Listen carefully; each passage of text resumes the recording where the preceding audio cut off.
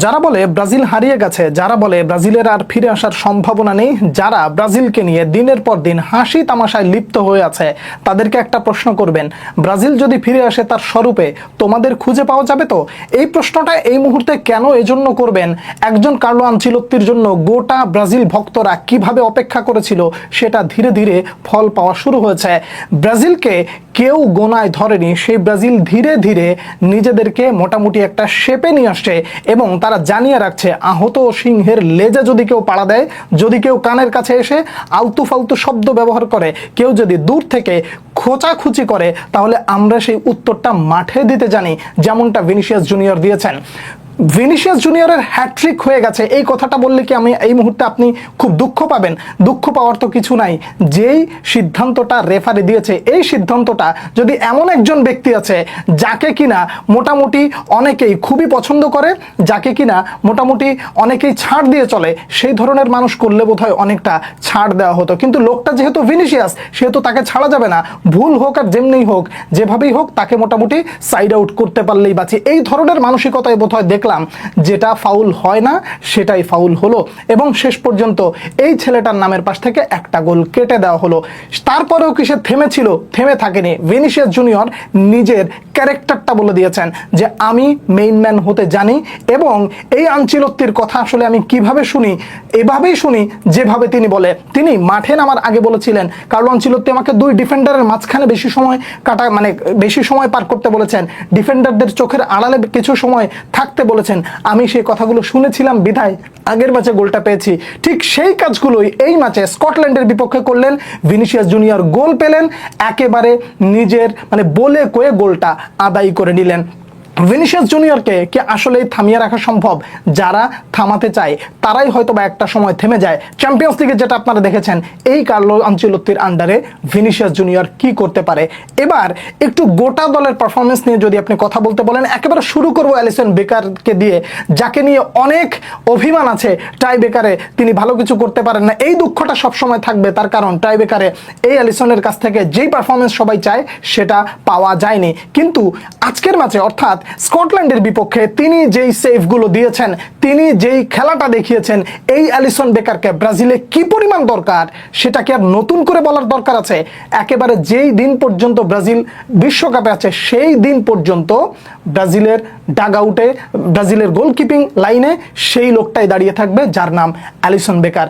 Just কিছু না, এই পারফরমেন্সটাই দেন, বাকিটা ব্রাজিল কার্লো আনচেলত্তি কি করা দরকার খুব ভালো করে জানে, কিভাবে ম্যাচ বের করে আনতে হয়। এবার ডিফেন্ডিং যে জায়গাটা আছে সেই জায়গাটা নিয়ে যদি একবার বলতে বলেন, তাহলে একেবারে পরিষ্কার কথা, গ্যাব্রিয়েল মেগালাস এই মুহূর্তে বিশ্বসেরা ডিফেন্ডার। আর কোনো কথা হবে না ভাই, আর কোনো কথাই মুহূর্তে বলতেই চাই না। বিশ্বসেরা ডিফেন্ডার এই জন্যই বলতে চাই, চ্যাম্পিয়ন্স লিগে তার যে দক্ষতা ছিল সেটা সে দেখিয়েছে, আর্সেনালে যে দক্ষতা ছিল সেটা সে দেখিয়েছে, এবং ব্রাজিলে আসার পর যেভাবে দায়িত্ব নিয়ে মোটামুটি একেবারে ডিফেন্সটা সামলাচ্ছেন, এইটাকে আসলে আপনি কোন শব্দে বর্ণনা করবেন? যেই শব্দই বলেন না কেন সেটা কম হয়ে যাবে। মার্কুইনহোস আনবিলিভেবল, তাদের এই দুইজনের জুটিটা আসলেই দুর্দান্ত। ডিফেন্সে সব থেকে বেশি মন কেড়েছে আমার গ্যাব্রিয়েল মেগালাসের সাথে ডগলাস সান্তোস। আনস্টপেবল ম্যান, যা করেছেন দুর্দান্ত, আউটস্ট্যান্ডিং, যেভাবেই বলেন না কেন সেটাই কম হয়ে যাবে। এই লোকটাকে নিয়ে খুব বেশি মাতামাতি করতে চাই না, শুধু বলবো যে কার্লো আনচেলত্তির একটা গোপন অস্ত্র হিসেবে থেকে গেল। মিডফিল্ডে আসেন ব্রুনো গিমারাইজ, যখন ভেতরে ঢোকার প্রয়োজন মনে করেছেন, ডিবক্সের মধ্যে থেকে ঢুকে গেছেন, বক্স টু বক্স যে কানেকশনটা তৈরি করেছেন রায়ানের সাথে, যে মিশেলটা হয়েছে, এই মিশেলটা তো আমরা রাফিনহার ক্ষেত্রেও দেখি নাই, যে ব্রুনো গিমারাইজের সাথে ওই রাইট সাইডের জায়গা থেকে যেই সুন্দর একটা মিশেল আমরা দেখতে পেলাম। ব্রুনো গিমারাইজের কাছ থেকে এই পারফরমেন্সটা সত্যিকার অর্থে খুবই দরকার ছিল এবং ব্রাজিল এই ব্রুনো গিমারাইজকে আসলে অনেক দিন ধরে খুঁজছে এবং এই ব্রুনোকে আসলে এই ব্রাজিল জাতীয় দলে এজন্যই দরকার। রায়ান একটা গোল মিস না করলে অবশ্যই তার নামের পাশে একটা গোল যুক্ত হতে পারতো, কিন্তু তারপরেও রায়ান যেটা করেছে এবং কার্লো আনচেলত্তির মন জয় করে ফেলেছে রায়ান, আপনি আর কোনো কথাই জায়গা বলতে পারবেন না। এইটুকু ছেলে ইংলিশ প্রিমিয়ার লিগে দুর্দান্ত দাপিয়ে বেরিয়েছে এবং ব্রাজিল জাতীয় দলে এসে যা শিখায় দেওয়া হয়েছে ঠিক সেটাই করেছে। ম্যাথিউস কুনহা, আলাদা কিছু বলার আছে? সেই তার ট্রেডমার্ক ডান্সটা আপনি হয়তো বা একা একা একটু করে নিতে পারেন। কখনো যদি মনে হয় যে ব্রাজিল ফরওয়ার্ড লাইনে একটা বিশ্বস্ত নাম দরকার, তাহলে ম্যাথুস কুনহাকে আপনি বলতে পারেন। ভিনিসিয়াস জুনিয়রকে আর কিছু বলবো না, বলার দরকার নাই। এই লোকটাকে আরও দরকার, আরও দরকার। যেই মানুষগুলো দিনের পর দিন ওকে ট্রল করেছে তাদের মুখে ঝামা ঘষে দেওয়ার জন্য ভিনিসিয়াস জুনিয়রকে আরও দরকার, ওর আরও পাগলামি দরকার। আপনারা এই ভিনিসিয়াসকে তো লা লিগায় বলেন কিংবা চ্যাম্পিয়ন্স লিগে বলেন অনেক মেজাজ হারাইতে দেখছেন। ব্রাজিলে এসে দেখছেন যে এই পাগলামিগুলো করতেছে, খেপে যাচ্ছে, রাগান্বিত হচ্ছে? দেখেন নাই। তার মানে ভিনিসিয়াস জুনিয়র ইজ চেঞ্জ, এবং তার মেন্টালিটি, তার মানসিকতা সবকিছু পরিবর্তনের মধ্য দিয়ে ব্রাজিলকে সামনে এগিয়ে নিয়ে যাওয়ার একটা দায়িত্ব তার কাঁধে। এবং সর্বশেষ যাকে নিয়ে বলতে চাই, the Neymar junior is back.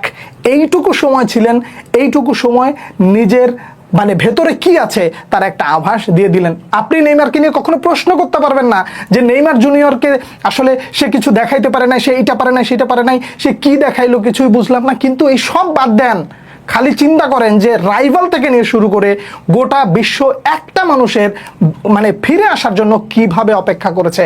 অবশেষে প্রিন্স ফিরে এসেছে, যেন ব্রাজিলের মাটিতে ভালোবাসা ফিরে এসেছে। এই ভালোবাসাটার জন্য দীর্ঘদিন মানুষ অপেক্ষা করেছে। ব্রাজিলের টেকনিক্যাল বিষয় নিয়ে অনেক আলাপ আলোচনা আছে, শুধু আপাতত এটা বলতে চাই, কার্লো আনচেলত্তির মাস্টার স্ট্রোক কাজে লাগতে শুরু করেছে। ধীরে ধীরে এই ব্রাজিল যখন শেপে আসবে, তখন প্রতিপক্ষ তাদের বিরুদ্ধে অর্থাৎ ব্রাজিলের বিরুদ্ধে নামার আগে অবশ্যই হিসেব করে তাদেরকে নামতে হবে। যা খেলা দেখেছি মন ভরে গেছে, শুধু এতটুকু বলবো এখনো শেষ হয় নাই, স্টেপ বাই স্টেপ আরও সামনে অনেক কিছু করার আছে। এই পারফরমেন্সটার জন্য অনেক দিন ধরে অপেক্ষা করছিলাম, অবশেষে সেটা দেখতে পেলাম। আর